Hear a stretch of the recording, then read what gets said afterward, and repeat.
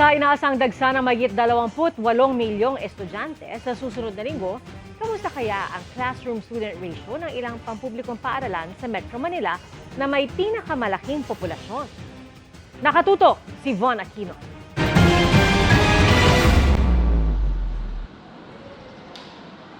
Isa sa may pinakamalaking populasyon ng mga estudyante sa Quezon City ang Commonwealth Elementary School. At sa paparating na school year, nadagdagan pa ang mga nag-enroll sa kanila sa kindergarten. Sa taya ng pamunuan, naabot sa 7,000 ang kanilang mga estudyante ngayong pasukan.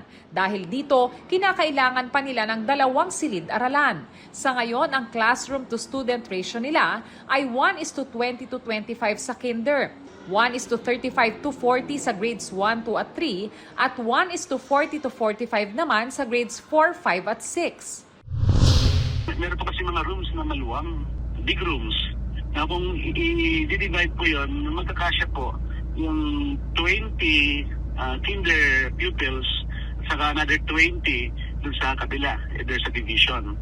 Kaya kasya po yung 40 pupils, kinder pupils sa isang classroom. Sumulat na raw sila sa Department of Education para tayuan na lang ng gusali ang kanilang covered court. Hiling din nila na mabigyan ng laptop ang kanilang mga guro at mabigyan sila ng TV para makatulong sa kanilang lectures. Paggawa ng partition sa mga classroom din ang solusyon ng Bagong Silangan Elementary School na may pinakamalaking bilang ng mga estudyante sa Quezon City. Halos 9,000 ang kanilang enrolled students. Ang kanilang classroom to student ratio, 1:35-45 at 1:50. From grades 1 to grade 3, most of their classroom are partitioned. Pero yung grade 5 and grade 6, standard classroom yon.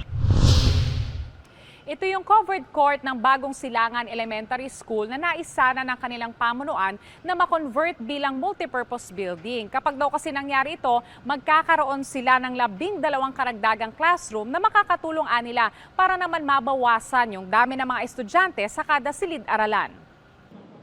Kulang din daw sila ng 5 guro, pero nag-commit na nila ang DepEd na bibigyan sila ng karagdagang guro.